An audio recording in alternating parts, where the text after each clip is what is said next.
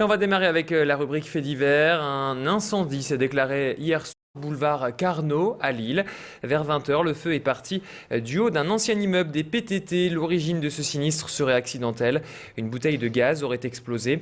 L'incendie a complètement détruit le 5e étage composé de logements, rénovations ainsi que la terrasse et le toit.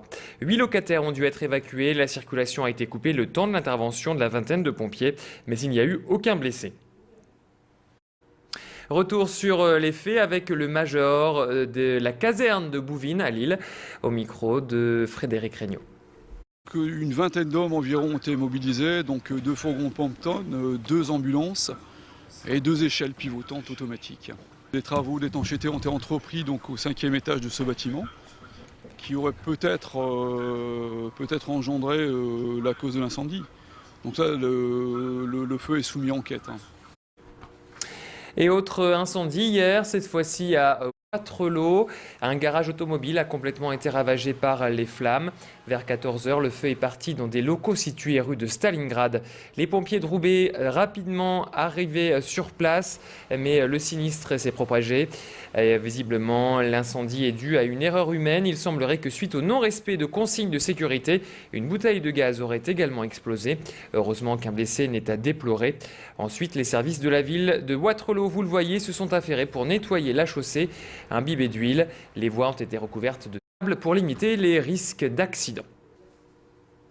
Éducation, les évaluations des CM2 continuent de faire polémique cette semaine durant 1h30. Tous les élèves en CM2 de France doivent plancher sur 100 questions de français et de mathématiques. Des tests voulus par Luc Châtel, le ministre de l'Éducation nationale, mais contesté par une partie des enseignants et des parents d'élèves. En effet, ils dénoncent la période où se tiennent ces évaluations depuis 3 ans et réclament qu'elles aient lieu en début d'année scolaire pour mieux corriger les éventuelles lacunes. Pour exprimer leur mécontentement, certains parents d'élèves ont divulgué les résultats de ces évaluations sur Internet. Des réponses consultables quelques heures seulement en début de semaine. Mais Luc Châtel a jugé cette méthode inacceptable. Hier, notre reporter Frédéric Regnault a rencontré un professeur des écoles syndiquées au SNU IPP. Yves-Marie Jadet nous explique pourquoi il est contre ces... Non, il a tenu à nous rappeler qu'il n'était pour rien dans la divulgation de ces résultats sur Internet. C'est qu'il y a toute une polémique qui est née puisque ces évaluations ou les exercices ont été mises sur le net. Bon, c'est pas le fait du SNU-IPP, voilà. Donc, ce qu'on peut dire là-dessus, c'est que ça supposerait, eh bien, qu'effectivement, qu'on les refasse d'une certaine manière. Mais bon, je n'ai pas de commentaire particulier à faire là-dessus. Et puis l'éducation est décidément au cœur de l'actualité puisque les syndicats appellent à manifester ce samedi dans leur ligne de mire la suppression de 806 postes à la rentrée prochaine. Le Nord-Pas-de-Calais est l'une des régions les plus touchées de France. Social avec cette bonne nouvelle, l'entreprise Vauquier sauvée de la noyade. Hier, le tribunal de commerce a décidé de valider l'offre déposée par le groupe Experton Révolier. Cette société basée à Grenoble a trouvé un accord avec Bento, propriétaire des locaux basés à Neuville-en-Ferrain. 34 salariés des chantiers navals Vauquier sont repris sur le site, 22 autres reclassés dans le groupe Experton Révolier. 8 employés seront licenciés. Le groupe Experton Révolier va injecter 1 million d'euros la première année pour remettre à flot l'entreprise Vauquier et veut surtout relancer la production de bateaux de loisirs. Hier, c'était donc le soulagement pour les salariés et syndicats. Tous ne pouvaient que se réjouir de la conservation de près de 60 emplois. On écoute ce délégué de Force ouvrière au micro de notre journaliste Tanguy Lécluse.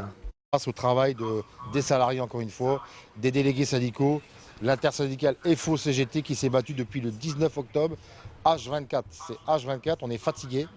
Et là, c'est l'émotion de dire que ça y est, c'est sauvé, quoi. C'est un moment important qui approche à grands pas. Dans moins de 15 jours, la région Nord-Pas-de-Calais basculera à la télévision tout numérique. Le 1er février prochain, terminée la télé analogique, place à la TNT. La télévision numérique terrestre s'accompagne également de l'arrêt définitif de l'émetteur de Lambersart, qui permet de recevoir notamment notre chaîne Grand Lille TV jusqu'au 31 janvier. Pour continuer à nous recevoir ainsi que tous les autres canaux, vous allez devoir réorienter votre antenne. Dans ce cas, mieux vaut faire appel à un professionnel. Eh bien, sachez que France Télé Numérique vient de mettre en place un dispositif exceptionnel. individuelle. Si vous êtes concerné, vous pouvez bénéficier gratuitement de l'intervention d'un non-téniste pour réorienter votre antenne vers un autre émetteur. Hier, Alexandra Gossin recevait Mathieu Stiévenard, le délégué régional de Télé-France Numérique, faisait le point pour nous sur la situation. Aujourd'hui, les gens qui reçoivent les chaînes de la TNT, plus Grand Lit Télé, sont potentiellement concernés par l'arrêt de Lambersart. Maintenant, les gens qui reçoivent une autre chaîne locale et qui continuent à recevoir des chaînes analogiques, ne serait-ce que sur un second poste de télévision, donc les chaînes analogiques, 5 chaînes analogiques, ne sont pas concernés parce que l'arrêt de Lambersart, ce n'est que des chaînes numériques. Donc c'est des gens qui sont passés en TNT. Petite précision, ça concerne ce dispositif les maisons individuelles, mais ça concerne également les logements privés. Donc si on fait partie d'un logement collectif privé, donc il faut contacter son syndic qui lui-même reprendra contact avec nous pour une intervention gratuite. Et puis si vous souhaitez bénéficier de ce dispositif, accompagnement gratuit, vous pouvez vous renseigner au 09 70 818 818 09 70 818 818. Il vous en coûtera le prix d'une communication locale. Et puis on termine bien sûr avec un mot de sport et le rendez-vous du jour. Le LOSC va-t-il creuser l'écart en tête de Ligue 1 ? Ce soir, les Dogs ont une chance de conforter leur première place du championnat. Les Lillois reçoivent Nancy en match en retard. En cas de victoire, les hommes de Rudy Garcia peuvent prendre le large en prenant 4 points d'avance sur le PSG, Lyon et Rennes. Le coup d'envoi sera donné à 19 h ce soir. C'est la fin de cette édition. On se retrouve pour prendre des nouvelles du ciel.